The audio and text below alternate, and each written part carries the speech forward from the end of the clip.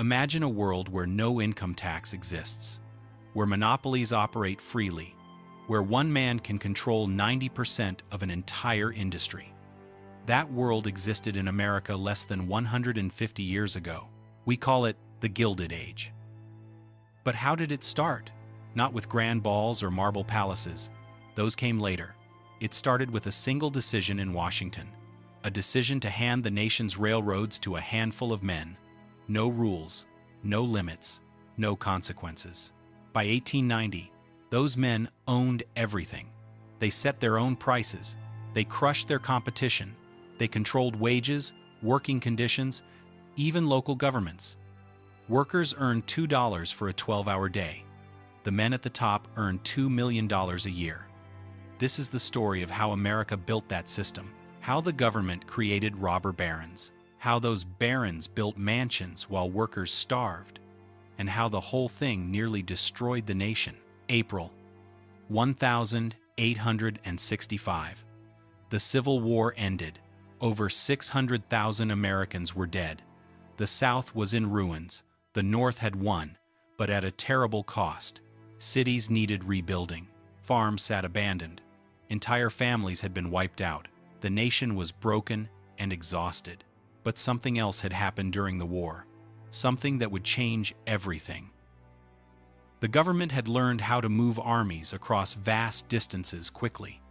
They did it with railroads, miles of track laid in months. Supplies moved from coast to coast, troops deployed wherever needed. The railroad had won the war. And now men in Washington saw an opportunity. In 1862, while the war still raged, President Abraham Lincoln signed the Pacific Railway Act. The goal seemed noble: connect the nation, link the Atlantic to the Pacific, create opportunity in the West, build prosperity for everyone. The method was simple. The government would give railroad companies land, lots of land. For every mile of track they laid, they received sections of land on either side. In total, the railroad companies would receive 170 million acres. That is larger than the state of Texas. They also received loans. The federal government would lend them money to build. The companies would pay it back eventually. Maybe. There were no real requirements, no oversight, no rules about what they could charge customers, no protections for workers, no limits on how much profit they could make, just free land and cheap money. Build the railroad and get rich. That was the deal. Cornelius Vanderbilt was 70 years old in 1864. He had started with nothing. His father operated a small ferry between Staten Island and Manhattan. Young Cornelius quit school at age 11 to work on boats.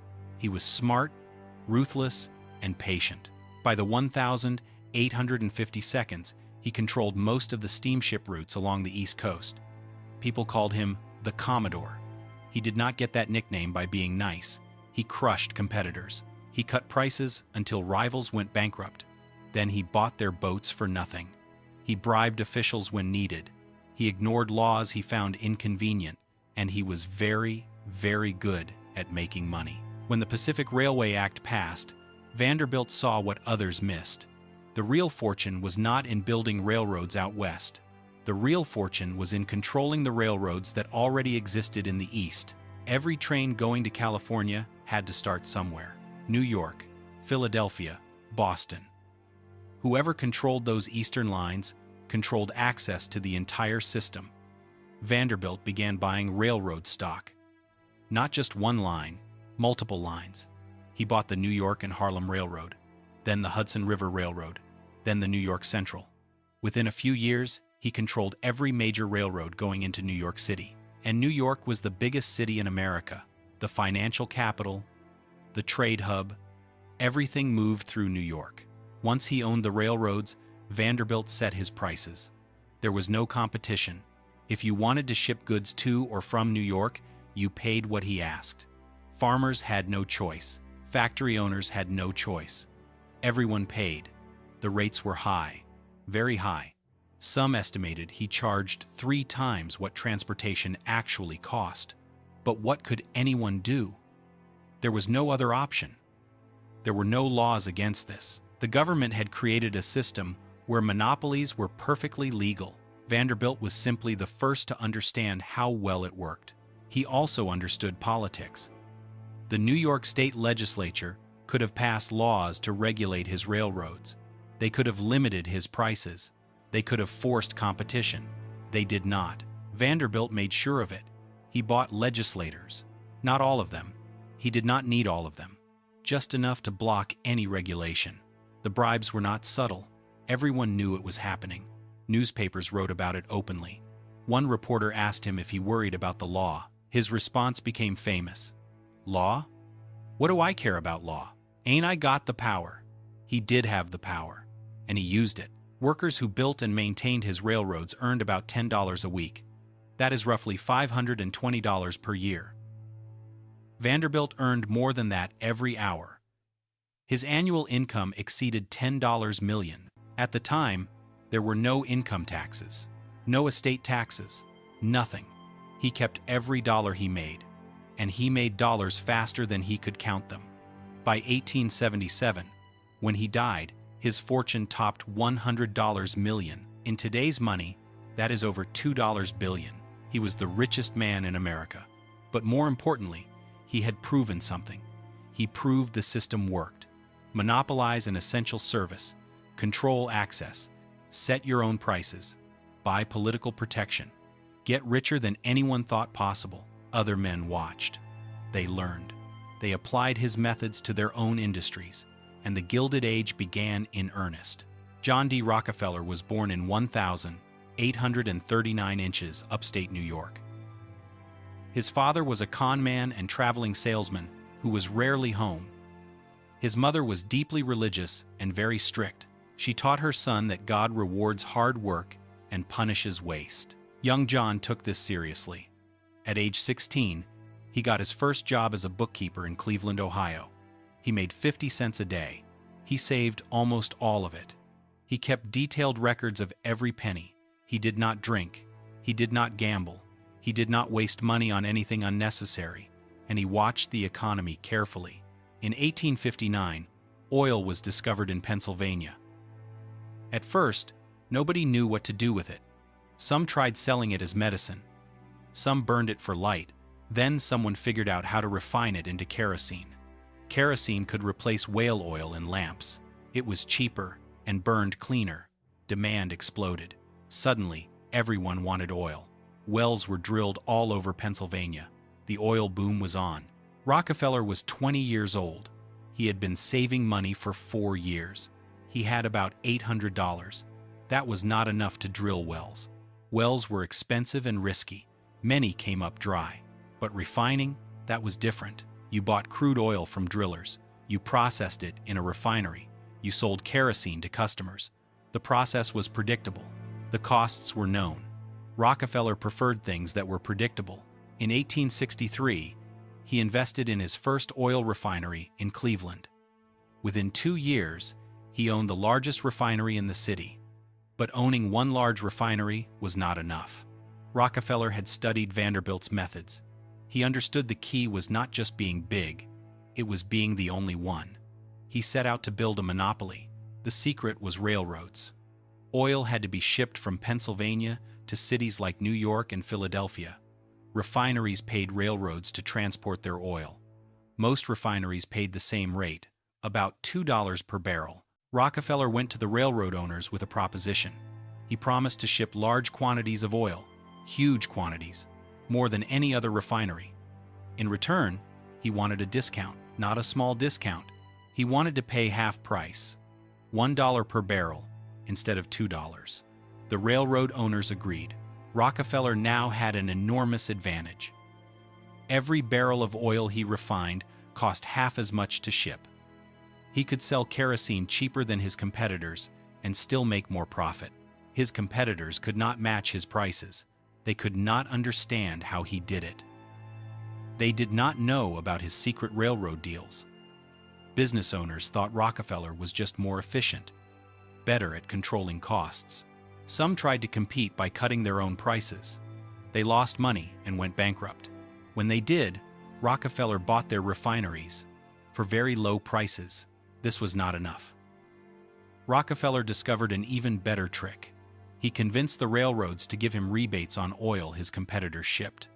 Let that sink in. When his competitors paid the railroad $2 per barrel, the railroad would secretly give Rockefeller 50 cents.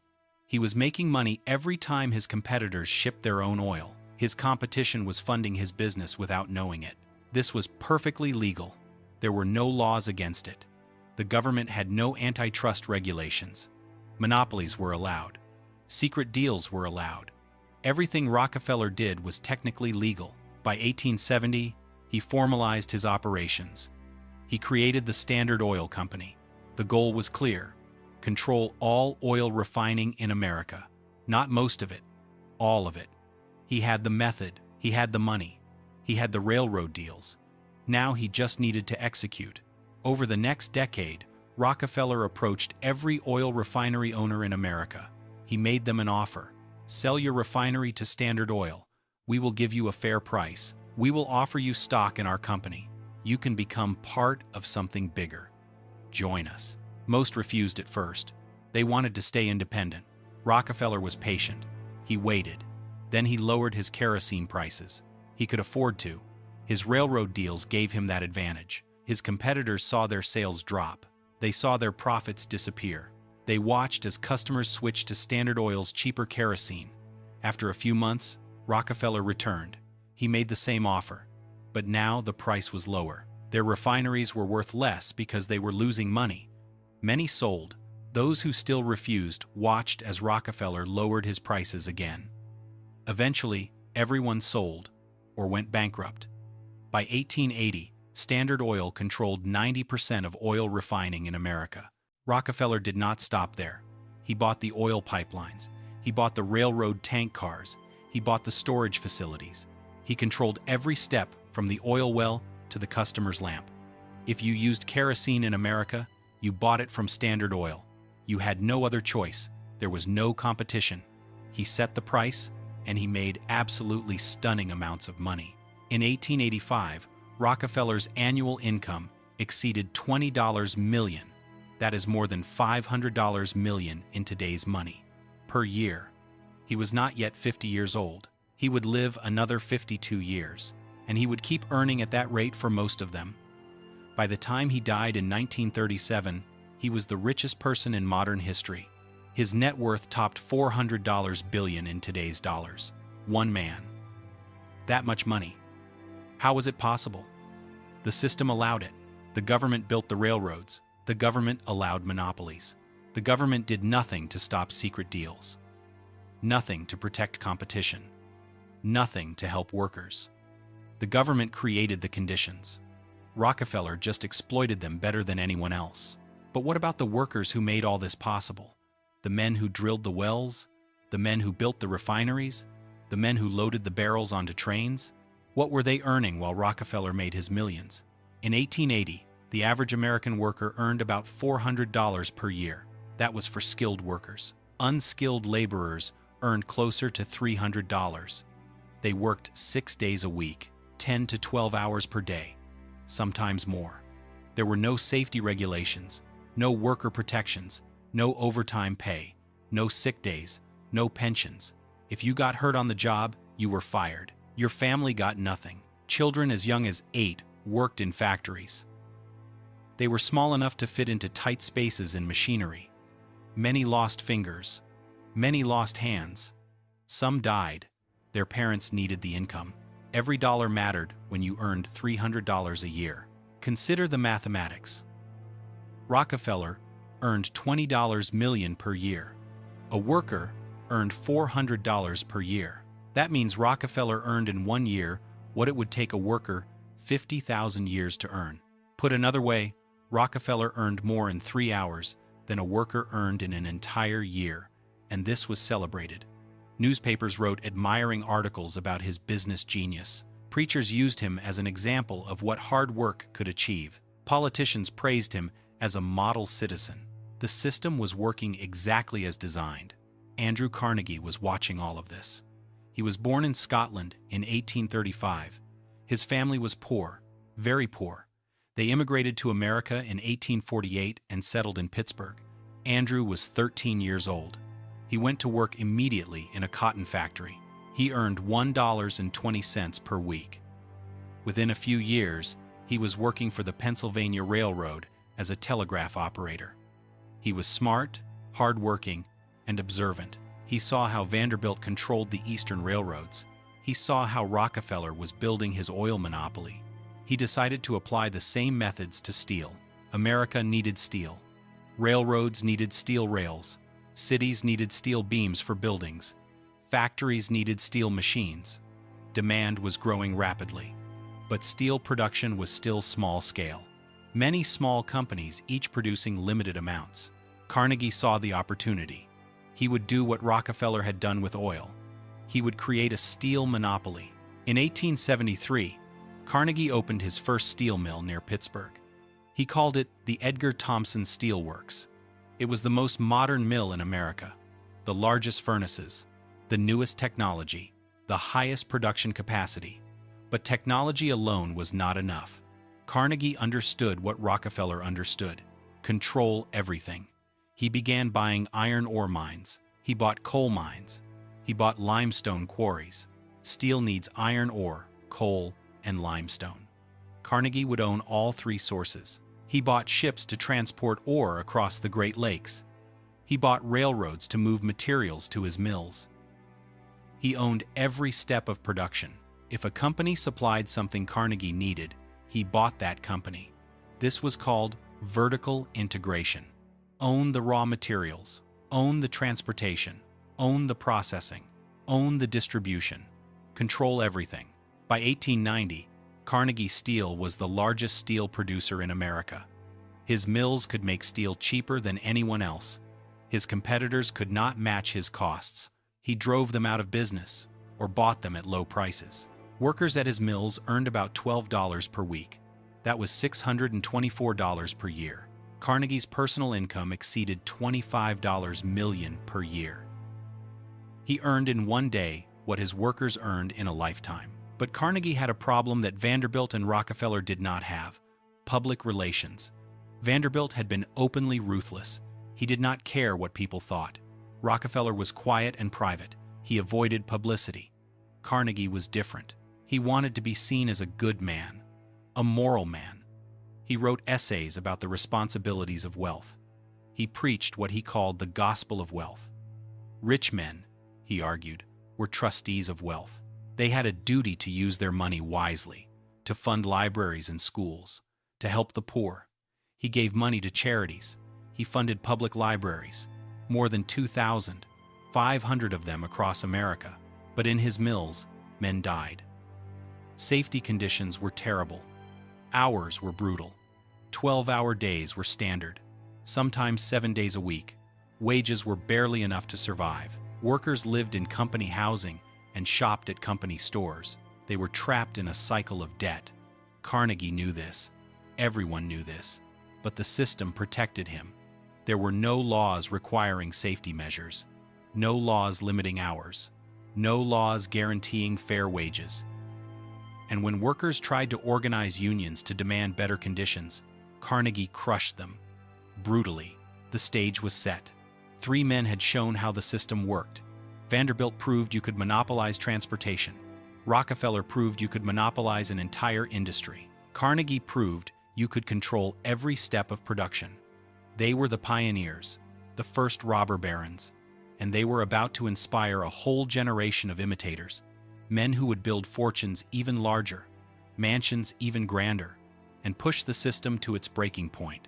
The wealth kept growing, the fortunes kept multiplying, and more men discovered the formula. John Jacob Astor IV was born into one of America's oldest fortunes. His great-grandfather had been the first American multimillionaire. He made his money in fur trading and New York real estate. By the 1892, the Astor family owned huge sections of Manhattan. Buildings, land, entire blocks. They collected rent from thousands of tenants. John Jacob Astor IV inherited this empire. He expanded it. He built the Astoria Hotel in 1897. It was the most luxurious hotel in the world. The building cost $3 million. a restaurant with French chefs. The wealthy stayed there when visiting New York. Rooms cost $10 per night. That was 2 weeks' wages for a factory worker, just for one night in a hotel room. Astor did not stop with one hotel. He merged his Astoria with the Waldorf Hotel next door. Together they became the Waldorf Astoria, the most famous hotel in America, the symbol of luxury and excess. Meanwhile, Astor invested in other businesses, real estate, railroads. He even invented things. He held patents for bicycle brakes and other devices. His personal fortune exceeded $87 million by 1912. He did not work in any traditional sense. He managed investments. He collected rents. He attended parties. And money kept flowing to him. The system was designed that way. If you had capital, you made more capital. If you had nothing, you stayed with nothing. J.P. Morgan was different from the other robber barons. He did not build railroads or drill oil or make steel. He was a banker. But he was the most powerful man in America, more powerful than any industrialist, more powerful than most politicians. He controlled capital itself. When companies needed money, they came to Morgan. When the government needed money, it came to Morgan. He decided who got loans and who did not. He decided which businesses would survive and which would fail. His power was absolute. Morgan was born into wealth in 1837. His father was a successful banker in London. Young Pierpont, as he was called, learned banking from his father. By the 1872nd, he had his own firm in New York, J.P. Morgan and Company. He specialized in reorganizing failing railroads. When a railroad went bankrupt, Morgan would step in. He would restructure the debt, fire the management, install new leadership, usually people loyal to him. Then he would merge the railroad with other lines he controlled. By 1900, Morgan controlled 1/6 of all railroad track in America. And he placed his people on their boards. They did what he said. Or he cut off their financing. In 1901, Morgan pulled off his biggest deal. He bought Andrew Carnegie's steel company. Carnegie wanted to retire. He had been building his fortune for decades. He was ready to enjoy it. Morgan offered him $480 million in cash. Carnegie accepted. Morgan merged Carnegie Steel with several other steel companies. He created United States Steel Corporation. This was the first billion-dollar corporation in American history. It controlled 67% of steel production in America. It was a monopoly. Everyone knew it. Nobody stopped it. Morgan was too powerful. Even the government was afraid of him. In 1907, a financial panic hit America. Banks were failing. The stock market was crashing. People were panicking. President Theodore Roosevelt called Morgan to Washington. The government had no central bank, no way to inject money into the system, no way to stop the panic. Roosevelt needed Morgan's help. Morgan agreed. He organized the other major bankers. Together, they pooled their money. They propped up failing banks. They stabilized the stock market. They stopped the panic. Morgan essentially acted as the central bank of the United States. One man, controlling the entire financial system. This was the power concentration the Gilded Age had created. Edward Harriman was another railroad baron. He started as a clerk on Wall Street. By age 22, he owned his own brokerage firm.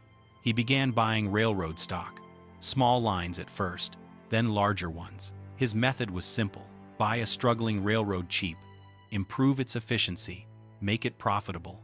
Use the profits to buy more railroads.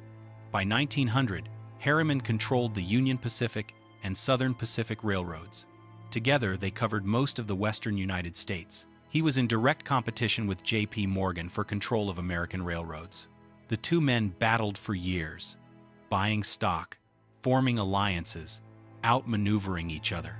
The struggle was not about transportation. It was about power, control, dominance. Harriman died in 1909. His fortune exceeded $100 million. His family kept most of the railroads for years. The Harriman name remained powerful in American business for generations. His children married into other wealthy families. The fortunes intertwined. A new American aristocracy was forming. These families did not just have money. They had connections, power, access. They married each other. They did business together. They protected each other. And they controlled the economy. The mansions reflected this power. Each one tried to outdo the others. Mrs. Astor's ballroom could hold 400 people. That was the origin of the term the 400. The 400 people who mattered in New York society. If you were not invited to Mrs. Astor's balls, you did not exist in high society. The competition was fierce. Women spent fortunes on dresses. A single ball gown could cost $5,000. That was 10 years' wages for a factory worker. All for one dress. Worn once, then retired. The excess was staggering. The parties became famous. The Bradley Martin Ball of 1,897 cost over $350,000. The hosts rented the Waldorf Hotel ballroom. They decorated it to look like the Palace of Versailles. Thousands of roses, orchids, rare plants brought from greenhouses. Gold leaf everywhere. The guests came in elaborate costumes. Historical figures from European courts, Louis XV, Marie Antoinette, royalty from centuries past. One woman wore a dress covered in real jewels. It was so heavy she could barely walk. Another wore diamonds worth $200,000. The public was outraged. Newspapers published angry editorials. How could they spend so much while people starved? The hosts were shocked by the reaction.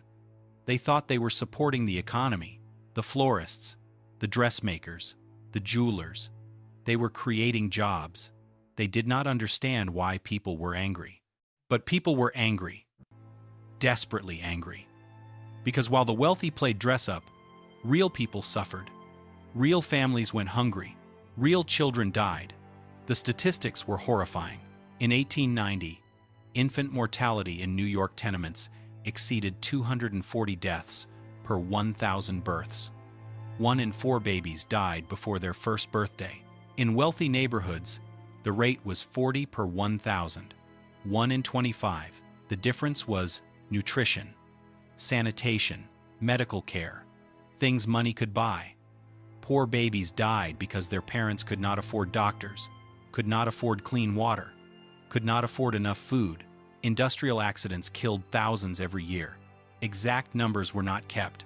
Nobody cared enough to count, but estimates suggest 35,000 workers died in industrial accidents each year in the 1,890 seconds.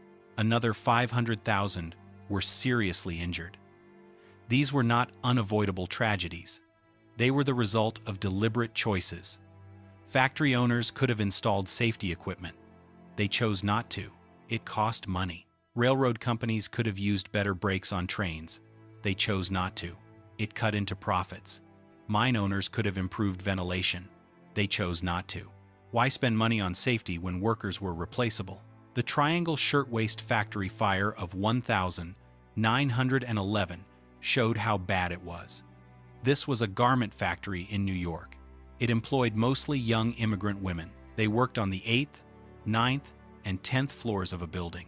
On March 25, 1911, a fire broke out. It spread rapidly. The fabric and cloth were highly flammable. The workers tried to escape, but the doors were locked. The owners had locked the doors to prevent workers from taking breaks. The windows had bars. The fire escapes were inadequate. 146 workers died. Most were women between ages 16 and 23. Some burned to death. Others jumped from the windows and died hitting the pavement. Crowds watched in horror. Firefighters could do nothing. Their ladders only reached the 6th floor. The owners were charged with manslaughter. They were acquitted. The judge said the prosecution had not proven they knew the doors were locked. The owners collected insurance money for the damaged building. They paid nothing to the families of the dead workers. This was the system. This was how it worked. Workers were expendable. Property was valuable. The law protected property. It did not protect workers. The fire sparked outrage. Labor unions grew stronger. More people joined. More people supported them. The public was beginning to turn.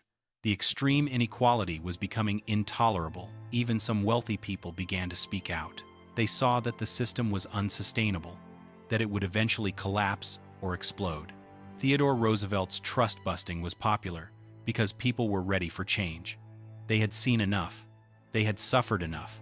They wanted the system reformed or destroyed. The Panic of 1893 made everything worse. This was an economic depression.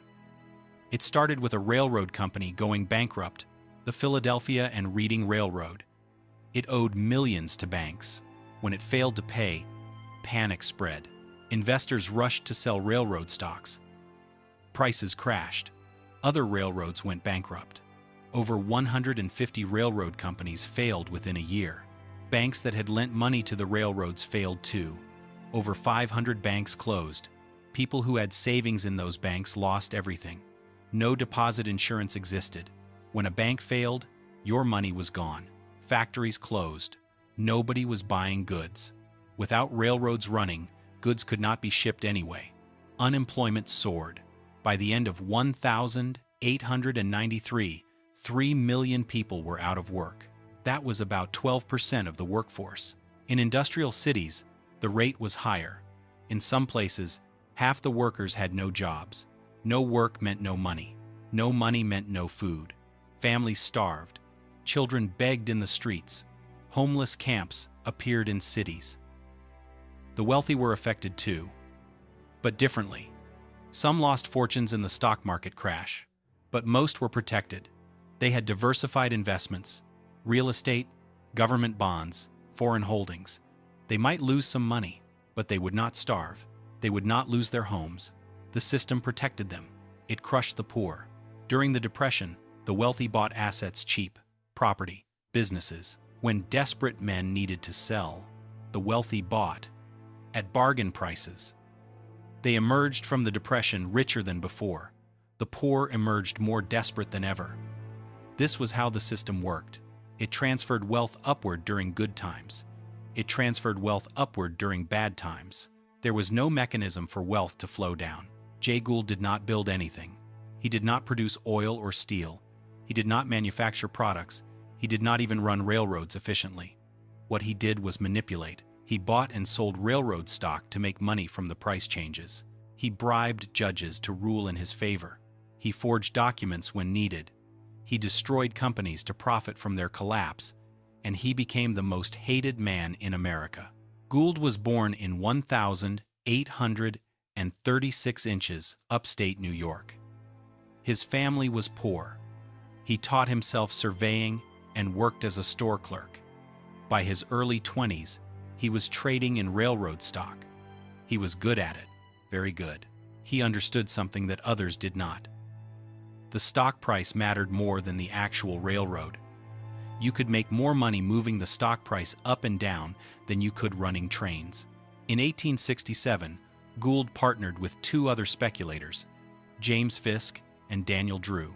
Together, they targeted the Erie Railroad. This was one of the major lines connecting New York to the Midwest. Cornelius Vanderbilt wanted to buy it.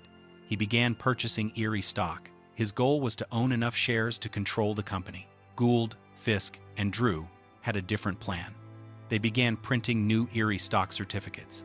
Illegally, they created shares out of nothing and sold them. Vanderbilt kept buying. He thought he was getting closer to owning a majority. He did not realize he was buying worthless paper. When Vanderbilt discovered the fraud, he obtained a court order for the men to be arrested. Gould and his partners fled to New Jersey with $6 million in cash. They holed up in a hotel and began bribing New York state legislators. They needed laws changed to make their stock scheme legal. It took several months and about $1 million in bribes, but they succeeded. The New York legislature passed laws that retroactively made their stock printing legal. Gould and his partners returned to New York as heroes. Vanderbilt had been beaten. The Erie Railroad was ruined, but Gould was $6 million richer.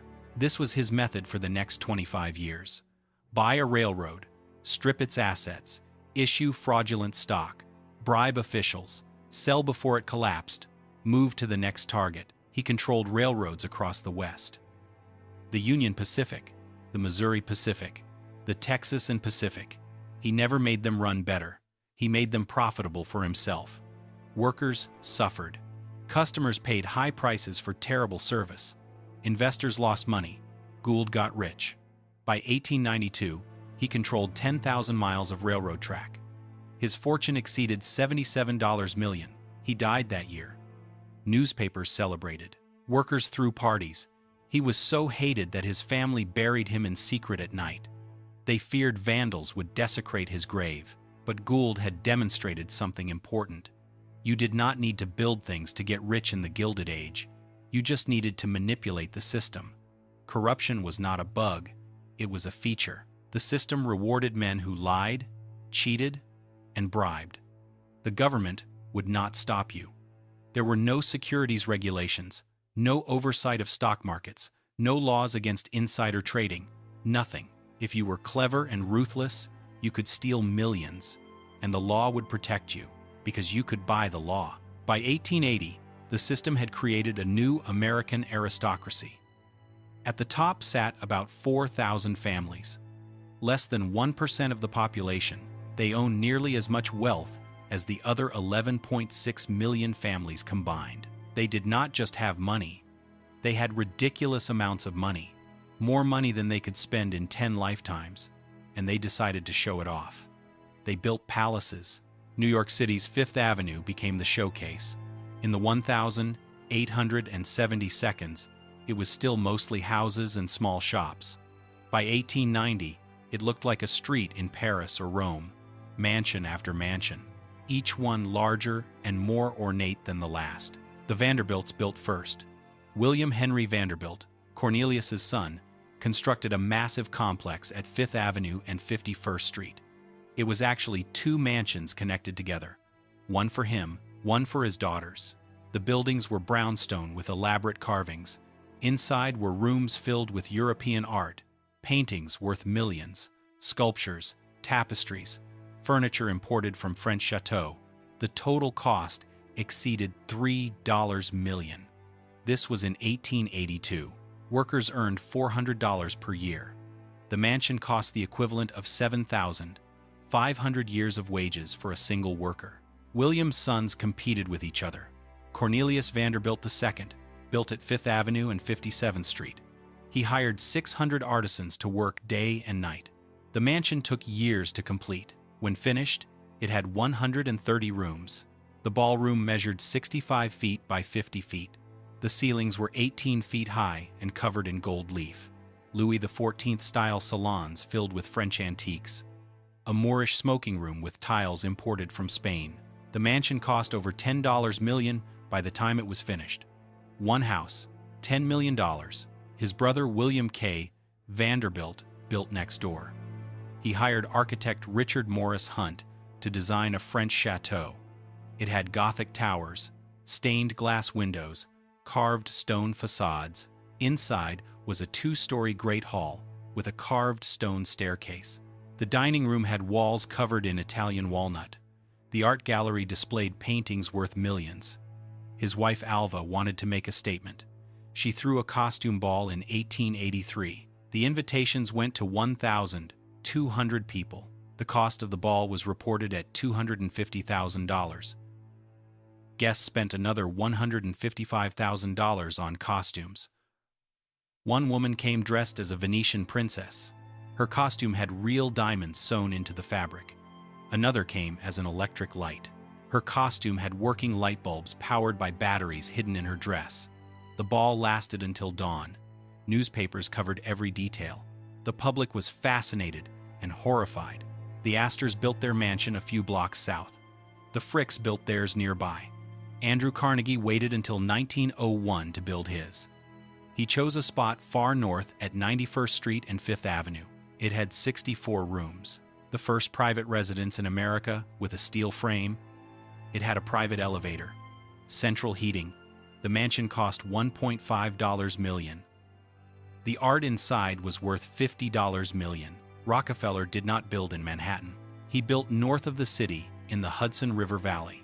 His estate was called Kykwit. It had 40 rooms. The house sat on top of a hill overlooking the river. The gardens stretched for acres. Sculptures by famous artists dotted the landscape. A golf course wrapped around the property. The estate took years to complete. Cost was never discussed. Rockefeller had so much money that cost was meaningless. These were not just houses. They were statements, declarations of power. Each one said, "I have arrived. I have won. I am above you." The men who built them did not apologize. They celebrated their wealth. They believed they deserved it. They had worked hard. They had been smart. They had succeeded, and success should be rewarded. That was the American way. But there was another America, one that these mansion builders rarely saw, one that existed just a few blocks away from Fifth Avenue, in the tenements of the Lower East Side, in the factory districts of Brooklyn, in the railroad yards of New Jersey. That America looked very different. Jacob Riis was a police reporter for the New York Tribune. In 1890, he published a book called How the Other Half Lives. It contained photographs and descriptions of tenement life in New York City. The book shocked readers who had never seen how poor people lived. Entire families crammed into single rooms, 6 people, 8 people, sometimes 10. Rooms with no windows, no ventilation, no heat in winter. Buildings with one toilet for 50 people. The toilet was in a courtyard, shared with everyone. Children played in alleys filled with garbage. Disease spread constantly: cholera, tuberculosis, typhoid. In some tenement districts, half the children died before age 5. The adults worked when they could find work. Men in factories earned $8 to $12 per week. That was if they worked 6 full days. Many weeks there was no work, or only 3 days of work. Women worked in garment factories. They earned less, about $5 per week. Children worked too. They had to. The family could not survive otherwise. A boy of 10 might work as a newsboy. He bought papers for 1 cent and sold them for 2 cents. If he sold 50 papers a day, he made 50 cents. That was a good day. Girls worked in factories alongside their mothers. Rolling cigars, sewing clothes, packing boxes. They earned $2 or $3 per week. The hours were brutal. Factory workers began at 6 inches the morning. They worked until 6 at night. 12 hours, 6 days per week, 72 hours total. There were no breaks except a short lunch, no sick days, no vacations. If you missed work because you were ill, you were fired. Someone else would take your job immediately. There were always people desperate for work, always someone willing to work for less. The conditions were dangerous. Factories had no safety equipment, no guards on machinery, no ventilation. Workers breathed in dust and fumes all day. Cotton mill workers developed lung disease. Miners developed black lung. Steel workers burned themselves constantly. Machine operators lost fingers, or hands, or worse. If you were injured, you got no compensation. The factory owed you nothing. You had to pay for your own doctor. If you could afford one, most could not. They just suffered or died. Children faced the worst conditions. They were small. They could fit into spaces adults could not reach. They cleaned under running machinery. They crawled into tight spaces to fix broken parts. The machines did not stop. Many children were crushed. Many lost limbs. The factories did not care. Child labor was cheap and legal. There were no laws restricting it. No minimum age for workers. 8-year-olds worked legally. 6-year-olds worked illegally, but nobody stopped it. Consider a typical steel worker in Pittsburgh in 1885. He worked in a Carnegie mill. His shift was 12 hours. He worked in front of a blast furnace. The temperature exceeded 100 degrees. He breathed smoke and dust. The noise was deafening. The work was exhausting. He earned $12 per week. That is $624 per year. His rent was $3 per week. That is $156 per year. Food for his family cost about $8 per week. That is $416 per year. Total expenses, $572. He had $52 left over for the entire year, less than $1 per week. That had to cover clothes, medicine, any emergencies. There was nothing left to save. He lived one paycheck from disaster. If he got hurt and could not work, his family starved. If he complained, he was fired. If he tried to organize a union, he was blacklisted. No other factory would hire him. Meanwhile, Andrew Carnegie earned $25 million that year. He never visited the mills. He spent most of his time in Scotland. He bought a castle there called Skibo. He wrote essays about how wealthy men had a duty to help the poor. He funded libraries. But he did not raise the wages in his mills. He did not improve safety conditions. He did not reduce hours. When his workers asked for better treatment, he had them fired. When they went on strike, he brought in armed guards to break the strike. The workers lost. They always lost. Rockefeller was the same. He gave millions to charity. He funded universities and medical research. He built Baptist churches. He taught Sunday school. He believed he was doing God's work. But the men who worked in his refineries earned $10 per week. They worked in dangerous conditions. They breathed oil fumes all day. Many developed health problems. Rockefeller never visited the refineries. He worked from an office in New York. He focused on strategy and expansion. The workers were just numbers in a ledger, expenses to be minimized. Vanderbilt was more honest. He did not pretend to care about workers. He openly stated that his only responsibility was to shareholders. He was running a business, not a charity. If workers wanted more money, they could find other jobs. There were no other jobs. But Vanderbilt did not care. The system was working perfectly for him. Why would he change it? The contrast was stunning.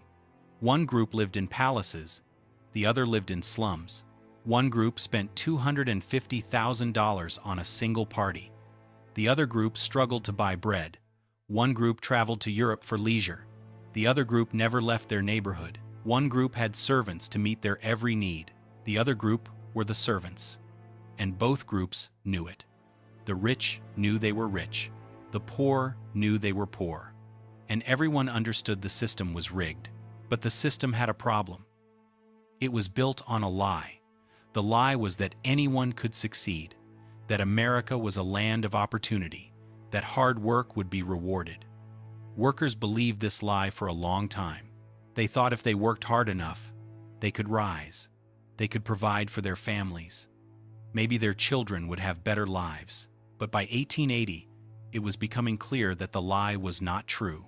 No matter how hard they worked, they stayed poor. While men who manipulated stock prices became millionaires, while men who bribed politicians lived in chateaux, while men who crushed competition built palaces, workers began to realize something. The system was not designed to help them. It was designed to extract wealth from them. Their labor created the fortunes. The railroads they built, the oil they refined, the steel they forged. All of it came from their work. But the profits went elsewhere. To men who owned but did not work. To men who manipulated but did not produce. To men who sat in mansions while workers died in factories. The system was not fair. It was not broken. It was working exactly as intended. It was transferring wealth upward and keeping it there. The question was, how long could this last? How much inequality could a society tolerate? How long would workers accept poverty while their bosses lived like kings? The answer came in 1877, and it came with violence. The 16th of July, 1877, Baltimore, Maryland. Workers at the Baltimore and Ohio Railroad received notice. Their wages would be cut by 10%. This was the third wage cut in 1 year. Since 1873, their pay had dropped from $70 per month to $45 per month. Meanwhile, the railroad company was paying dividends to shareholders. The executives were not taking pay cuts, only the workers, the men who actually ran the trains, who maintained the tracks, who loaded the cargo. They were the ones losing money. The workers walked off the job. Not all of them, just enough to stop the trains. Within hours, rail traffic through Baltimore came to a halt. The company tried to bring in replacement workers. The strikers blocked them. Violence broke out. The governor called in the state militia. The militia arrived. The crowd did not disperse. Someone threw a rock. The militia opened fire. 10 workers fell dead. 20 more were wounded. The crowd erupted in rage. They set fire to railroad buildings. They tore up tracks. They overturned train cars. The strike spread. Within days, Railroad workers across the entire country were walking off the job. Pittsburgh, Chicago, St. Louis, San Francisco. In every major city, trains stopped running. This had never happened before. A national strike, coast to coast. Everything shut down. No goods moving. No passengers traveling. The economy grinding to a halt. The railroad companies panicked. They called for help. The governors sent militia, but the militia was not enough. In Pittsburgh, the Pennsylvania Railroad called in militia from Philadelphia. The local Pittsburgh militia had refused to act. Many were workers themselves. They sympathized with the strikers. The Philadelphia militia arrived on July 21st. A crowd of strikers and supporters had gathered at the railroad depot. Thousands of people, men, women, children. They were blocking the tracks. The militia commander ordered them to disperse. The crowd refused. The commander gave the order to fire. The militia raised their rifles. They fired into the crowd. 20 people died immediately. 20 more were wounded. Many were not strikers. They were just bystanders. The crowd scattered in terror. Then they regrouped, and they were furious. That night, Pittsburgh burned. The crowd attacked the railroad buildings. They set fire to machine shops. They destroyed locomotives. They burned freight cars. The Philadelphia militia was trapped in the railroad roundhouse. The building was surrounded by an angry mob throwing stones and shooting guns. The militia fired back. More people died. By morning, the militia escaped. They fled the city. Behind them, Pittsburgh's railroad district was in flames. 39 buildings destroyed. Over 1,200 freight cars burned. 126 locomotives wrecked. The damage exceeded $5 million. President Rutherford Hayes sent in federal troops. This was the first time in American history that the Army was used to break a strike. Federal soldiers occupied Pittsburgh. They occupied Baltimore. They occupied every city where workers had walked out.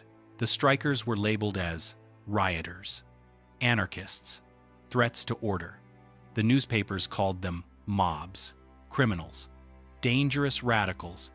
Very few newspapers asked why the workers were striking, why men with families were willing to risk death, why they were so desperate. The strike lasted 3 weeks. In the end, the workers lost. The federal troops were too strong.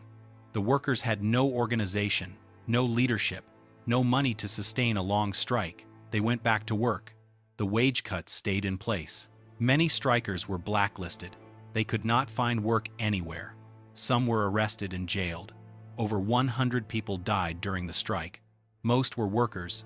A few were militia or police. The railroad companies lost property, but they recovered. They rebuilt.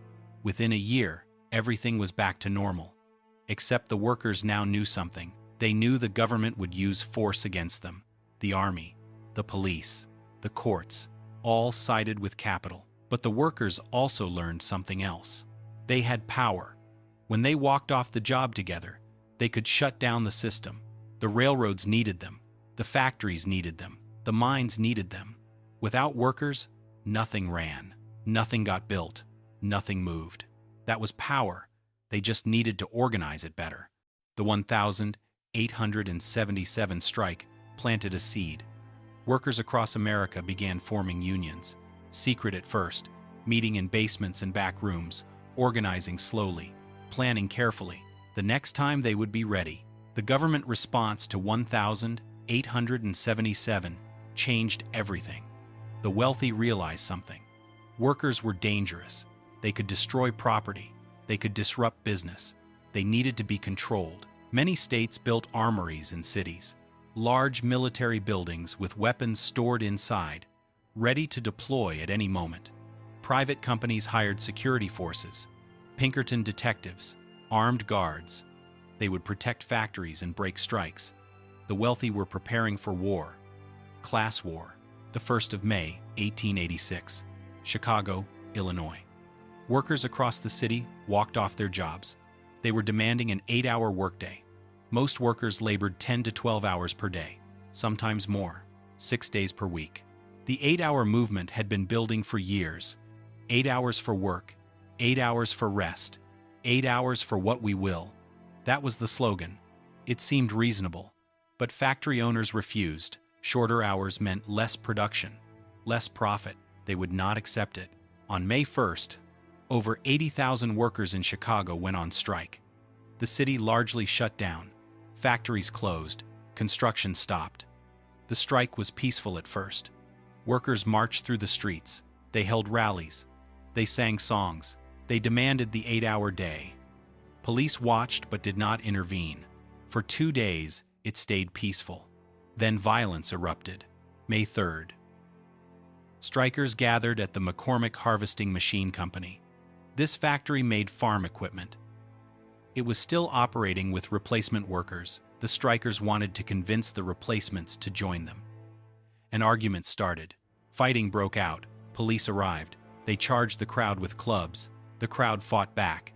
Police drew their guns. They fired into the crowd. 4 workers died. Many more were injured. The workers scattered. That night, labor organizers called for a protest meeting. It would be held the next evening at Haymarket Square. They wanted to speak out against police violence. They printed flyers advertising the event. The flyers urged workers to come armed. Chicago's mayor saw the flyers. He decided to attend the meeting himself. He wanted to see if it was dangerous. May 4th. Evening. About 3,000 workers gathered at Haymarket Square. Several speakers addressed the crowd. They condemned the police killing. They called for justice. They urged workers to stay strong. The speeches were passionate, but not violent. The mayor was satisfied. He left around 10 p.m. He told the police captain the meeting was peaceful. No action needed. But the captain had other plans. He brought 180 police officers. They marched into the square in formation. The captain ordered the crowd to disperse immediately.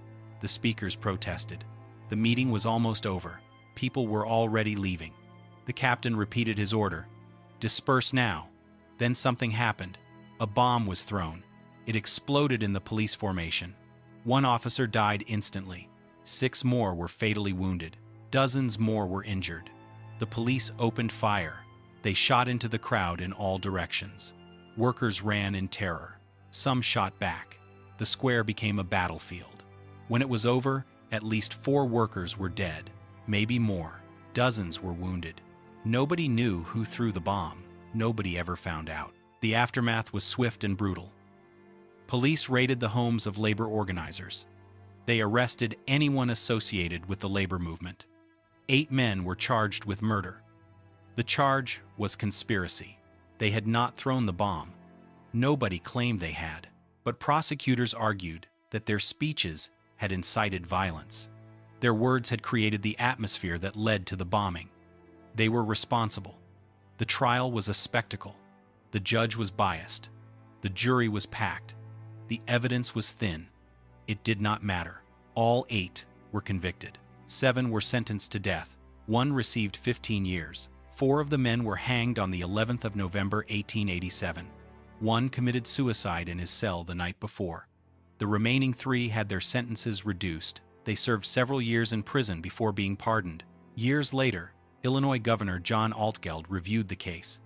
He concluded the trial had been unjust. The men were innocent. But by then, 4 were dead. The message had been sent. Organize workers, and you will hang. Haymarket destroyed the 8-hour movement. Workers were terrified to organize. Anyone associated with labor unions was suspected of being an anarchist, a bomb thrower. The word anarchist became a label applied to anyone who challenged the system. Union meetings were banned. Organizers were arrested. The wealthy celebrated. The threat had been crushed. Order was restored. Workers would stay in their place, but the workers did not forget. The movement went underground. Unions continued to form, more carefully now, more quietly. The anger did not disappear. It grew. The gap between rich and poor kept widening. The mansions kept rising. The slums kept spreading. Something had to give. June 1892. Homestead, Pennsylvania. Just outside Pittsburgh, the Carnegie Steel Company operated a massive mill complex there. Homestead was a company town. Most residents worked at the mill. The workers were represented by the Amalgamated Association of Iron and Steel Workers, This was one of the strongest unions in America. The current contract was expiring. The union wanted to negotiate a new contract. They wanted wages maintained. They wanted better conditions. Carnegie Steel refused. Andrew Carnegie was in Scotland at his castle. He left the negotiations to his deputy, Henry Clay Frick. Frick was a steel and coal baron in his own right. He was known for being ruthless. He hated unions. He saw the contract expiration as an opportunity. He would break the union. Permanently. Frick announced his terms. Wages would be cut, workers would accept his conditions, or they could leave. The union refused. On June 29th, Frick locked the workers out. He shut down the mill. He built a tall fence around the entire complex, topped with barbed wire. Watchtowers at the corners, searchlights. He turned the mill into a fortress. The workers responded by seizing the town. They set up pickets around the mill. They controlled the roads. They blocked the river. Nothing could get in or out without their permission. Frick could not bring in replacement workers. His mill sat idle. He was losing money. He needed to break the blockade. He hired the Pinkerton National Detective Agency. This was a private security company. They provided guards and strikebreakers. Frick hired 300 Pinkerton agents, armed with rifles. Their job was to take control of the mill by force. The 6th of July, 1892. Dawn. 2 barges floated up the river toward Homestead. On board were the 300 Pinkertons, armed and ready. The workers spotted the barges. Thousands rushed to the riverbank. They were armed too. Many had rifles. Others had pistols. Some had improvised weapons. The barges approached the mill dock. The Pinkertons tried to land. The workers opened fire. The Pinkertons fired back. A battle erupted. The fighting lasted all day. The Pinkertons were trapped on the barges.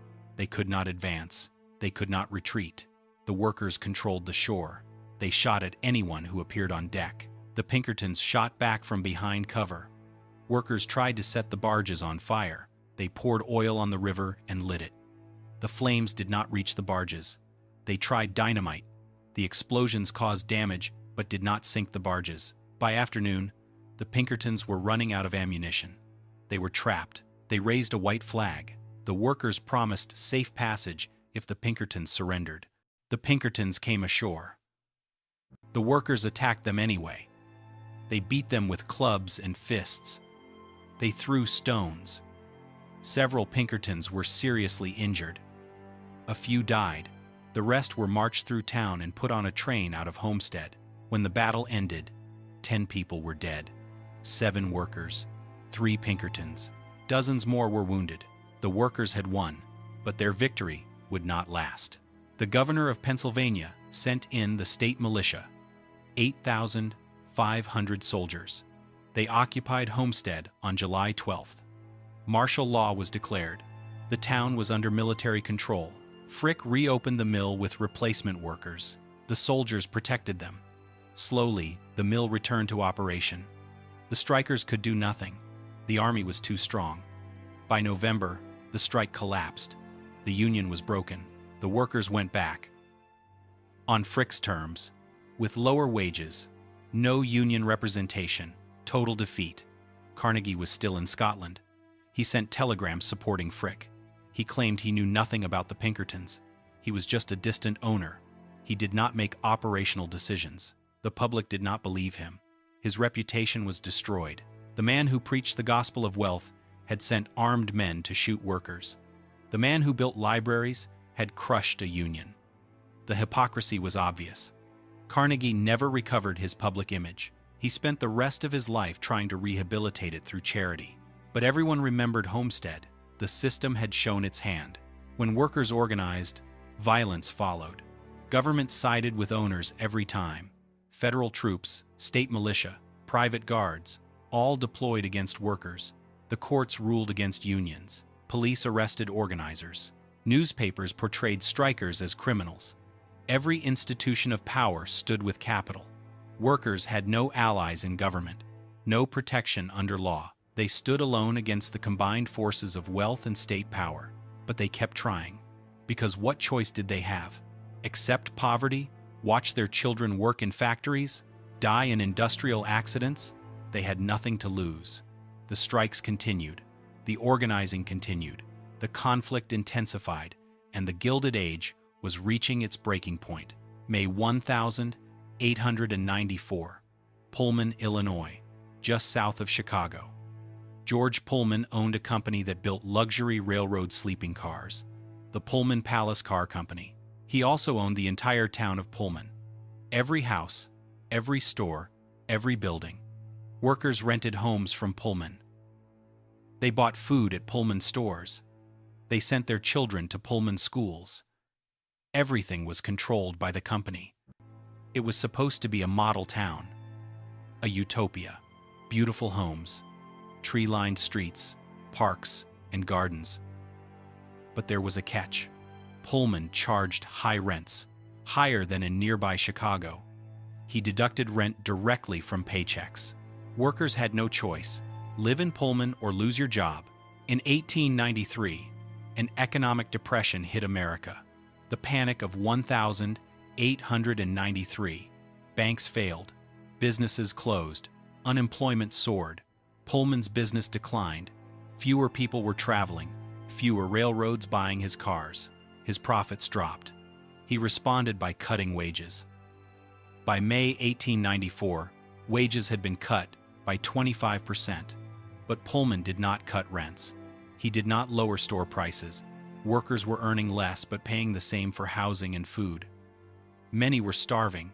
Some paychecks were only a few cents after rent was deducted. Workers went to Pullman's office. They asked him to lower rents or restore wages. He refused. He said business conditions dictated the cuts. There was nothing he could do. The workers went on strike. They walked out on the 11th of May, 1894. The factory shut down. No cars were being built. Pullman locked the gates. He would wait them out. He had money. They did not. Eventually they would have to give up. But the workers had allies this time.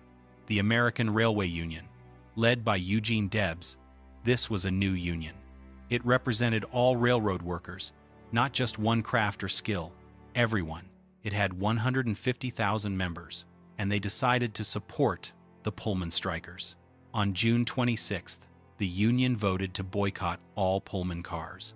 Railway workers across the country refused to handle trains with Pullman cars attached. If a railroad insisted on running Pullman cars, the workers would walk off the job. Within days, rail traffic across the western United States stopped. Trains sat idle. But it was about to get much worse. For everyone, the railroad companies were desperate.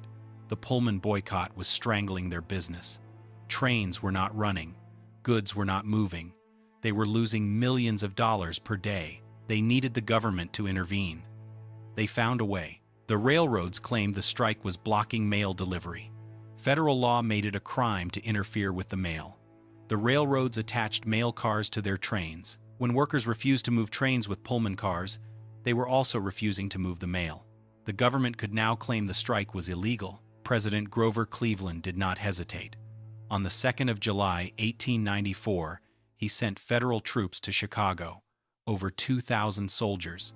They had orders to keep the trains running. Eugene Debs and the union leaders were arrested. They were charged with conspiracy to obstruct the mail. The charges were federal crimes. The Union was now fighting the United States government. Illinois Governor John Altgeld protested. He had not requested federal troops. He believed the state could handle the situation. Cleveland ignored him. The president was acting on behalf of the railroad companies. Everyone knew it, but it was legal. The government had the power, and it used that power to crush the strike. The 6th of July, 1894. Federal troops arrived at rail yards across Chicago. Workers blocked the tracks. Soldiers moved them aside by force. Violence erupted. Strikers and soldiers clashed. Rocks were thrown. Shots were fired. By nightfall, several people were dead. The next day was worse. A fire started in a freight yard. It spread rapidly. Over 700 railroad cars burned. Buildings were destroyed. The damage exceeded $6 million. Newspapers blamed the strikers. They called it a riot, an insurrection. But witnesses reported that some fires were started by people who were not strikers. Perhaps railroad agents. Perhaps provocateurs trying to turn public opinion against the workers. Nobody knew for certain. It did not matter. The strikers were blamed. By July 10th, the strike was broken. Federal troops controlled the rail yards. Trains were running. Workers were arrested by the hundreds. Debs was convicted of conspiracy and sentenced to 6 months in prison. The American Railway Union was destroyed. The Pullman workers went back to their jobs, on Pullman's terms, with the wage cuts intact. Another strike, another defeat. The pattern was clear. Workers could not win against the combined power of corporations and government. The system was rigged, and everyone knew it. George Pullman died in 1897. He was so hated that his family buried him at night in a secret ceremony. His coffin was placed in a room-sized vault. The vault was filled with concrete, tons and tons of concrete. His family was afraid workers would dig up his body and desecrate it. That was the legacy of a man who built a model town, a man who claimed to care about his workers. He died one of the most despised men in America. His town of Pullman was eventually absorbed into Chicago. The perfect company town was abandoned. But the lesson remained. You could not trust owners to treat workers fairly. You needed laws. You needed regulations. You needed power to balance power. By 1900, the Gilded Age had reached its peak. The statistics were staggering. The richest 4,000 families in America owned as much wealth as the other 11.6 million families combined. 4,000 families. Less than 1% of the population. They controlled banks. They controlled railroads. They controlled oil and steel and coal. They controlled everything that mattered in the American economy, and they paid almost no taxes. There was no income tax, no estate tax, no corporate tax worth mentioning. They kept every dollar they made. The average worker earned about $500 per year. That was if they had steady work. Many did not.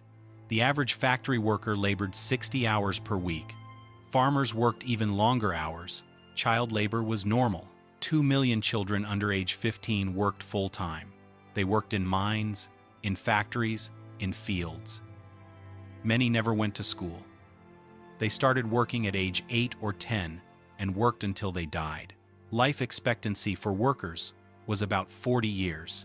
For the wealthy, it was over 60 years. Being poor literally shortened your life by 20 years. The mansions on Fifth Avenue stood as monuments to this inequality. The Vanderbilt mansions, the Frick Mansion, the Carnegie Mansion. Each one cost millions. Each one could house hundreds of families, but they housed only one, or they sat empty most of the year while the owners traveled. The parties continued, the balls, the celebrations. In 1897, the Waldorf Hotel hosted a ball that cost over $300,000.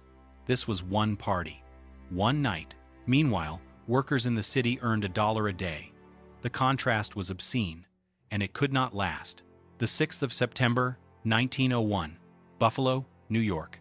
President William McKinley was shaking hands at the Pan American Exposition. A man approached him in the receiving line. Leon Czolgosz, an anarchist, a factory worker. He had a gun wrapped in a handkerchief. He shot McKinley twice in the abdomen. The president died 8 days later. Vice President Theodore Roosevelt became president. He was 42 years old, the youngest president in American history. And he saw things differently than his predecessor. Roosevelt came from wealth. His family was old money, New York aristocracy. But he believed the system was broken. He believed that unchecked corporate power threatened democracy. He believed that extreme inequality created revolutionaries like Czolgosz. And he believed the government needed to act, not to destroy capitalism, to save it, by regulating it, by breaking up monopolies, by giving workers a fair chance. His critics called him a traitor to his class. He did not care. Roosevelt went after the trusts. These were the massive monopolies that controlled entire industries. Standard Oil, Northern Securities, American Tobacco. He used the Sherman Antitrust Act. This law had been passed in 1890. It made monopolies illegal, but no president had enforced it. Roosevelt changed that. He sued Northern Securities first. This was a railroad trust controlled by J.P. Morgan. the most powerful banker in America. Morgan was furious. He traveled to Washington to confront Roosevelt. He offered to negotiate. Roosevelt refused. The case went to the Supreme Court. In 1904, the court ruled for Roosevelt. Northern Securities was broken up. The trust was dissolved. It was the first victory. More would follow. In 1911, the Supreme Court ordered Standard Oil broken up. Rockefeller's monopoly was shattered into 34 separate companies. The oil industry would have competition again. Prices would fall. Consumers would benefit. Rockefeller remained incredibly wealthy. His shares in the 34 companies were worth billions, but his control was gone. He could not dictate prices anymore. He could not crush competitors. The era of the oil monopoly was over. Other trusts fell as well. American Tobacco. Dozens of smaller monopolies. The government was finally using its power to regulate corporations. It was not socialism. It was not destroying capitalism. It was restoring competition, making markets work, giving smaller businesses a chance. This was what the government should have done in 1865. But it took 40 years and multiple massacres before it happened. In 1913, 2 constitutional amendments changed everything. The 16th Amendment established a federal income tax. For the first time, the rich would pay taxes based on their income. Not much at first. The top rate was only 7%, but the principle was established. Wealth could be taxed. The government could redistribute some of it for public benefit. The 17th Amendment allowed for direct election of senators. Before this, senators were chosen by state legislatures that were often controlled by wealthy industrialists. Now senators would answer to voters, not to corporate bosses. These 2 amendments fundamentally changed American government. More regulations followed. The Federal Reserve was created in 1913. The Federal Reserve changed banking fundamentally. Before 1913, there was no central bank, no lender of last resort. When panics happened, private bankers like J.P. Morgan had to step in, or nobody did, and the economy collapsed. The Federal Reserve gave the government tools to manage the money supply, to set interest rates, to stabilize banks during crises. It was not perfect. It would fail spectacularly in 1929, but it was progress. It was the government taking responsibility for the economy, not leaving everything to private interests. More Supreme Court cases reshaped corporate power. In 1904, Northern Securities Company versus United States established that holding companies could be broken up under antitrust law. This was huge. Northern Securities was a holding company that controlled several railroads. J.P. Morgan had created it. The court ordered it dissolved. Morgan was furious, but he could do nothing. The government had won. In 1911, Standard Oil Company of New Jersey v. United States went further. The court found Standard Oil guilty of monopolization. It ordered the company broken into 34 separate entities. Rockefeller's empire was shattered. Each new company would compete independently. Prices would fall. Competition would return. The same year, United States versus American Tobacco Company broke up the Tobacco Trust. This monopoly controlled 90% of cigarette production. It was dissolved into multiple companies. The court was establishing a pattern. Monopolies were illegal. The government would enforce the law, no matter how powerful the corporation, no matter how wealthy its owners. This was new. For 40 years, the government had allowed monopolies, had protected them, had helped them grow. Now it was destroying them. The balance of power was shifting. Labor organizing became safer but still difficult. The National Labor Relations Act would not come until 1935. Before that, unions operated in legal gray areas. They were not illegal, but they had few protections. Employers could still fire union members, could still refuse to bargain, could still bring in replacement workers. Strikes still often ended in violence. But public opinion was changing. The Triangle Fire had shocked people. The factory deaths, the child labor. People were ready for reform. When unions struck, they had more public support. Newspapers were more sympathetic. Politicians had to listen. Slowly, carefully, the law was catching up with public sentiment. Child labor laws came state by state.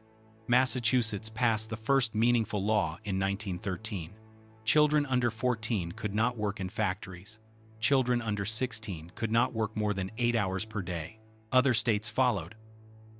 By 1920, most northern states had some child labor restrictions. Southern states resisted longer. Cotton mills there relied heavily on child workers. Mill owners fought any regulation. They claimed it was a states' rights issue. The federal government had no authority to regulate child labor. In 1918, the Supreme Court agreed with them. It struck down the federal child labor law, said Congress had overstepped its authority. So reform continued at the state level. Slowly, too slowly. But it continued. The 8-hour workday finally became standard. Not by federal law at first, by union negotiation and state laws.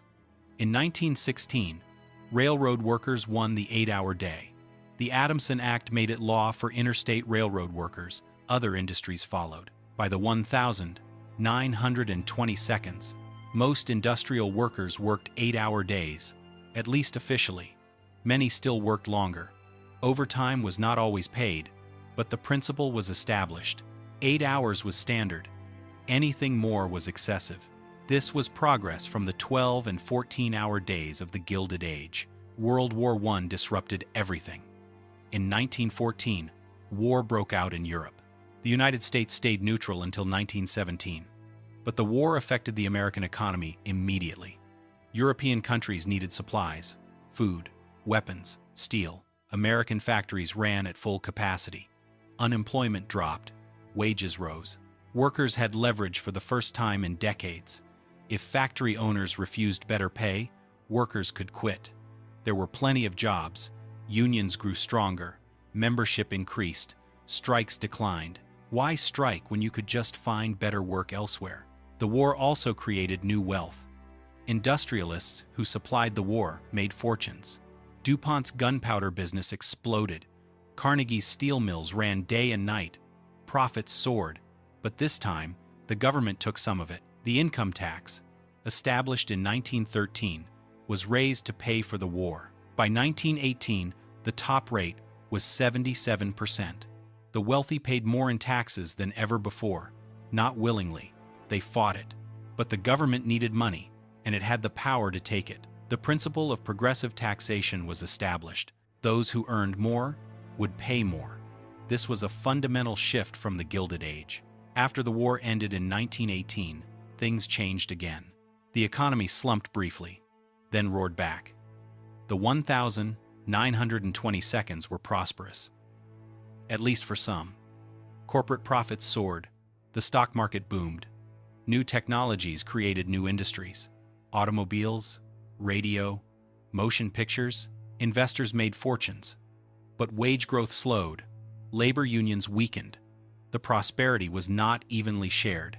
By 1929, inequality had increased again. Not to Gilded Age levels, but moving in that direction. The top 1% owned 40% of the wealth, up from 30% in 1920. The pattern was returning. Without constant pressure, without constant regulation, wealth concentrated at the top. The system's natural tendency was inequality. Then came October, 1929. The stock market crashed. Banks failed. Businesses closed. The Great Depression began. It was worse than the panic of 1893. Much worse. Unemployment reached 25%. Millions lost their homes. Homeless camps called Hoovervilles appeared in every city, named mockingly after President Herbert Hoover.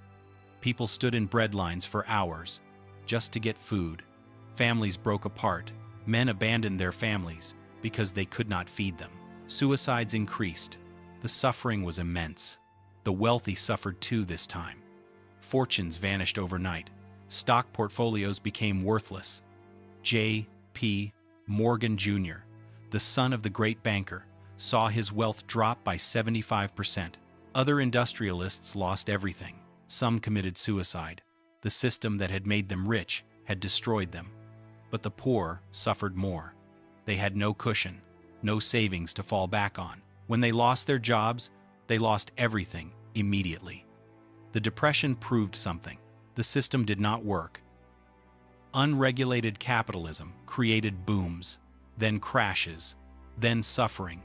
Government had to intervene, had to regulate, had to provide a safety net.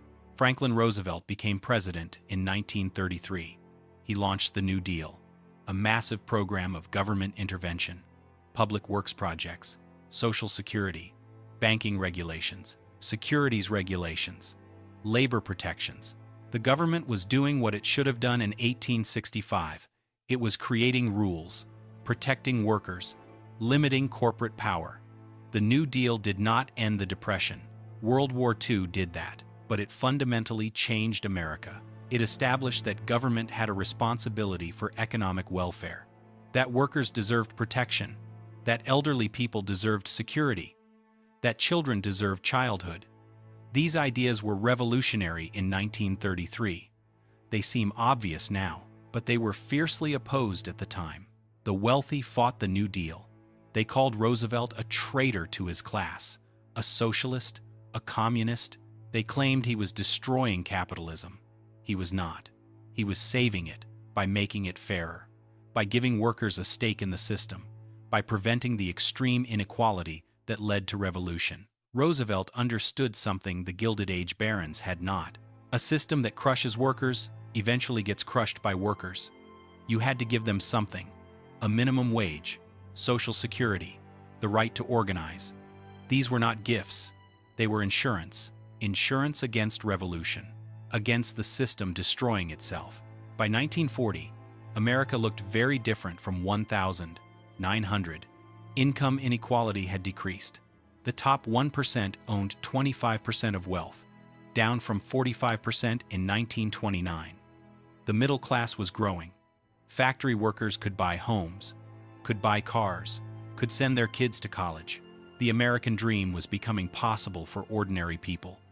Not easy, but possible. A more balanced society, a more sustainable economy. The question today is whether we are returning to the Gilded Age. The data suggests we might be. In 1980, the top 1% owned 23% of wealth. By 2020, they owned 35%. The trend is clear. Wealth is concentrating again. Why? Because regulations have been weakened. Tax rates on the wealthy have dropped. The top rate in 1980 was 70%. Today, it is 37%. Labor unions have weakened dramatically. In 1980, 20% of workers were union members. Today, it is 10%. Without unions, workers have less leverage. Wages stagnate, while profits soar. Corporate monopolies are returning. A few tech companies control vast sectors of the economy. Amazon dominates retail. Google dominates search and advertising. Facebook dominates social media. These companies operate much like Standard Oil did. They buy competitors, they undercut prices, they use their platforms to favor their own products. Antitrust enforcement has been weak for decades. The government has not broken up a major company since AT&T in 1982. The monopolies are growing, and they are growing powerful. The parallels to the Gilded Age are striking. A few families control enormous wealth. The 3 richest Americans own more than the bottom 160 million Americans combined. That is half the country. 3 people have more than 160 million people. The inequality is approaching Gilded Age levels, and it is growing. Every year, the gap widens. Wealth concentrates further. The middle class shrinks. Economic mobility decreases. The American dream becomes harder to reach. The political system shows similar patterns. Wealthy individuals and corporations donate massive amounts to political campaigns. They fund lobbying efforts. They shape legislation. A study by Princeton University found that economic elites and business interests have substantial impact on government policy. Average citizens have little influence. The government responds to the wealthy, not to voters. This is oligarchy. This is what the Gilded Age looked like. When Vanderbilt could buy legislators, when Morgan could dictate economic policy, we said never again. but it is happening again. The worker protections won in the progressive era are being eroded. Some states have passed right-to-work laws that weaken unions. The minimum wage has not kept pace with inflation. Adjusted for inflation, it is lower today than in 1968. Worker safety regulations are being rolled back. The Occupational Safety and Health Administration has been underfunded. Inspections have decreased. Workplace deaths are increasing. We are moving backward toward conditions that existed before the reforms. The question is, what we will do about it. The Gilded Age taught us that extreme inequality destroys societies, that unchecked corporate power destroys democracy, that a system built on exploitation eventually collapses. We learned these lessons. We wrote them into law. Antitrust regulations, labor protections, progressive taxation, social safety nets. These were not arbitrary choices. They were responses to real problems, solutions to the Gilded Age. And they worked. They created the prosperous mid-20th century, the strong middle class, the broadly shared economic growth. If we want to avoid repeating the Gilded Age, we must remember its lessons. We must regulate monopolies. We must protect workers. We must tax wealth progressively. We must ensure that economic growth benefits everyone, not just those at the top. This is not radical. This is what we did before, what our grandparents and great-grandparents fought for. In the strikes of 1877 and 1886 and 1892 and 1894, in the Progressive Era reforms, in the New Deal. They fought for a fair system, a sustainable system, a system that worked for everyone. We have inherited that system, and we are allowing it to be dismantled, piece by piece, regulation by regulation, protection by protection. The mansions stand as warnings, some demolished, some converted to museums, all reminders of an era that failed, an era that created so much wealth for so few and so much suffering for so many that it had to be reformed, or it would have exploded. We reformed it once, we can reform it again. We must, because the alternative is repeating history, allowing inequality to grow until it becomes intolerable, until the system breaks, until violence returns. The Gilded Age proved this happens. History is not a guide. It is a warning. We have been warned. The question is whether we will listen. This gave the government control over monetary policy. Banks could be regulated. Financial panics could be prevented. In 1914, the Clayton Antitrust Act strengthened regulations against monopolies. It made certain business practices illegal. Price fixing, exclusive dealing, interlocking directorates. The government was building a framework, rules for capitalism, boundaries for corporate power. These rules did not destroy the market. They made it fairer. They protected competition. They prevented the extreme concentration of wealth that had defined the Gilded Age. Labor laws came slowly, too slowly, but they came. In 1916, the Keating-Owen Act banned interstate commerce in goods produced by child labor. The Supreme Court struck it down in 1918, but the effort continued. States passed their own child labor laws. By the 1922nd, most states had minimum age requirements for workers. Not all states. And enforcement was weak, but progress was happening. In 1938, the Fair Labor Standards Act finally banned most child labor nationwide. It also established a minimum wage and a 40-hour workweek. These protections came decades too late, but they came. Workers gained the right to organize. The National Labor Relations Act of 1935 guaranteed workers could form unions without employer interference. Collective bargaining became legal. Strikes became protected activity. The government could no longer send troops to break strikes. The violence stopped. Not immediately, not completely. But the era of massacres was over. The government was no longer the private army of corporations. The Gilded Age officially ended around 1900. Some historians say 1913. The exact date does not matter. What matters is that the system changed. The extreme inequality decreased, not quickly, not easily, but it happened. The regulations worked, the labor laws worked, the income tax worked. Slowly, gradually, the gap between rich and poor began to narrow. The middle class expanded. Working families could afford homes. They could send their children to school instead of factories. They could have weekends, vacations, retirement. Things that had been impossible in the Gilded Age became normal. The mansions tell the story. Many were demolished. The Vanderbilt mansion at 5th Avenue and 57th Street, gone. Torn down in 1926 to build a department store. The mansion cost $10 million to build. It stood for 44 years. Then it was destroyed. Because nobody wanted it. It was too big, too expensive to maintain. The taxes were crushing. After the income tax and estate tax were introduced, inheriting a mansion became a burden. The heirs could not afford to keep them. They sold them or donated them or demolished them. The Schwab mansion was demolished in 1948. Charles Schwab had been president of Carnegie Steel. Then he founded Bethlehem Steel. He built a mansion on Riverside Drive in Manhattan. It cost $7 million. 75 rooms. French chateau style. He died in 1939. His fortune was gone. The Depression had wiped him out. His wife lived in the mansion alone for 9 years. Then she died. The heirs sold the property. The mansion was demolished immediately. An apartment building was built on the site. The symbol of Gilded Age excess was replaced by middle-class housing. The message was clear. That era was over. Some mansions survived by becoming museums. The Frick Mansion on 5th Avenue. Henry Clay Frick died in 1919. He left the mansion and his art collection to the public. It became the Frick Collection. Anyone can visit.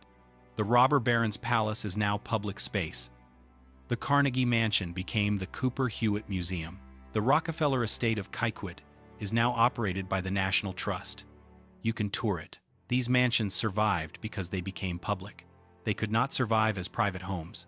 The wealth required to maintain them no longer existed, or more accurately, nobody wanted to waste wealth on them anymore. The Breakers in Newport survived for different reasons. It was owned by the Vanderbilt family until 1948. Then it was leased to the Preservation Society of Newport County. In 1972, it was sold to the society for $365,000. That is what a $10 million mansion was worth after 50 years. Almost nothing. The society turned it into a museum.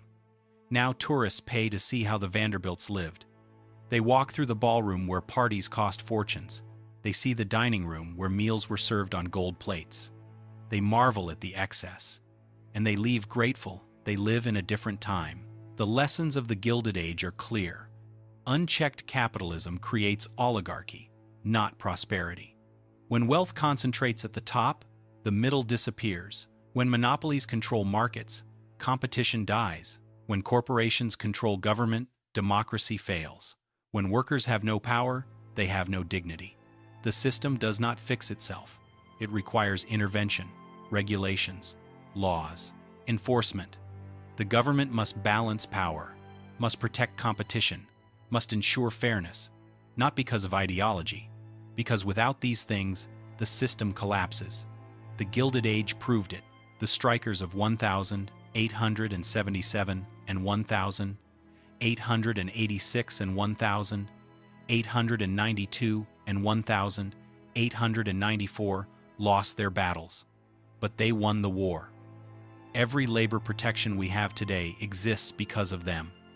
The 8-hour day, the weekend, overtime pay, workplace safety rules, the right to organize, child labor laws, minimum wage. All of these came from their struggle. They died in strikes. They were beaten and shot and imprisoned. But their sacrifice changed the system. The regulations that ended the Gilded Age were written in their blood. The question for our time is simple. Are we building a new Gilded Age? The statistics suggest we might be. In 2020, the top 1% of Americans owned more wealth than the bottom 90% combined. 3 individuals owned more wealth than the bottom 50%. That is 160 million people. Corporate monopolies are returning. A few tech companies control vast sectors of the economy. Labor unions have weakened dramatically. Worker protections are being rolled back. Income inequality is approaching Gilded Age levels. The parallels are striking and disturbing. The Gilded Age ended because it had to. The inequality became unsustainable. The violence became intolerable. The system threatened to destroy itself, so it was reformed, regulated, made more fair. Not perfect, not equal, but better, sustainable. The question is whether we will learn that lesson, whether we will act before the breaking point, or whether we will repeat the mistakes.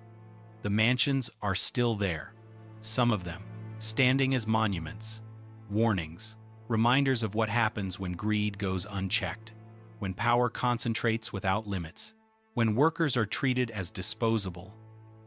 The Gilded Age taught us these lessons. We should not need to learn them again. The choice is ours. We can continue on the current path, allow inequality to grow, allow monopolies to expand, allow worker protections to erode, and eventually face the same crisis the Gilded Age faced, the same breaking point, the same violence, the same need for dramatic reform. Or we can act now, before things get that bad. We can strengthen antitrust enforcement. We can support labor unions. We can raise taxes on extreme wealth. We can invest in education and infrastructure. We can build an economy that works for everyone. The Gilded Age is not ancient history.